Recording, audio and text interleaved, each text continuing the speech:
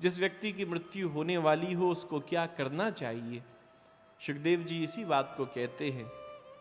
बोले वास्तव में देखा जाए तो भैया सब परीक्षित ही हैं और सबकी मृत्यु एक दिन होनी है, सबको एक दिन जाना है, लेकिन पूरा जीवन तो हमारा ऐसे ही बर्बाद होता जा रहा है। निद्रया यते नक्तम वेवा येन च वावया दिवा चाड़ते हया राजन कुटुंब भरणेन वा।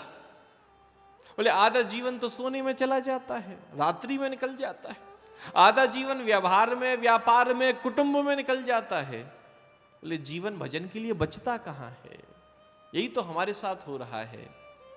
जब स्वास्थ्य है, जब शरीर है, उस समय हमारे पास समय नहीं होता, और जब हमारे पास समय होता है उस समय हमारे पास स्वास्थ्य नहीं होता। यही तो हमारी स्थिति हो जाती है। जब शरीर था, जब सब कुछ कर सकते थे, महाराज जब समय नहीं है उस समय यहां भाग, वहां भाग, वहां भाग। कहां जा रहे? बोले काम से जा रहे हैं। कहां जा रहे? बोले काम से जा रहे हैं। महाराज हम काम के बंदर बन गए। कहते हैं दो प्रकार के बंदर, एक काम का बंदर, एक राम का बंदर। हम काम के बंदर, हम काम से जा रहे हैं। और ऐसे लोग वास्तव में किसी काम के रहते नहीं, वो काम से ही चले जाते। इसीलिए कहा, बोले इस बात को हम जाने, बोले इस बात को हम समझें कि महाराज हम अपने लिए क्या कर रहे हैं, अपने उत्थान के लिए हम क्या कर रहे हैं। बोले जीवन एक यात्रा है, कहीं भी जाते हो तैयारी करके जाते हो। आस पड़ोस में कहीं जाना हो, उज्जैन जाना हो, फिर भी महाराज यहाँ से बहुत दूर नहीं है, फिर भी 2 दिन 3 दिन के लिए जाओगे, बैग पैक करोगे, बोरिया बिस्तर महाराज सब करोगे, यहाँ के छोटे मोटे काम निपटाओगे, सबको जिम्मेदारियां सौंप कर जाओगे, पैकिंग शुरू करोगे, मन बनाओगे नहीं जाना है। अब भैया कहीं और दूर जाना पड़े, हमारा विदेश कहीं जाना पड़े, तो उसकी तैयारी कई महीना पहले से करोगे कि भैया विदेश जाना है, वीजा भी ले लें, पासपोर्ट भी ले लें, बाकी और तैयारी भी ले लें, वहां की लोकल करेंसी भी ले लें। जब लंबी विदेश यात्रा करते हो कितनी लंबी तैयारी पहले से करनी पड़ती है। लगेज भी देखते हो भैया 40 किलो से ज्यादा वजन ना हो जाए, सब पूरा चेक करके, सब पूरा सोच समझ कर यात्रा करते हो। तो भैया ये भी तो जीवन की इतनी बड़ी यात्रा है।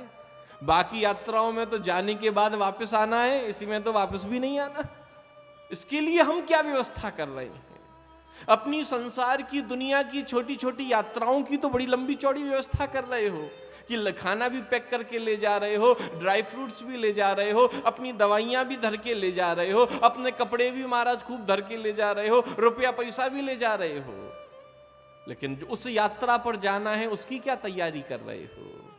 बोले पूछा महाराज उसके लिए क्या तैयारी करनी है, उसमें क्या क्या जाता है साथ में, कहो तो पैक कर लें।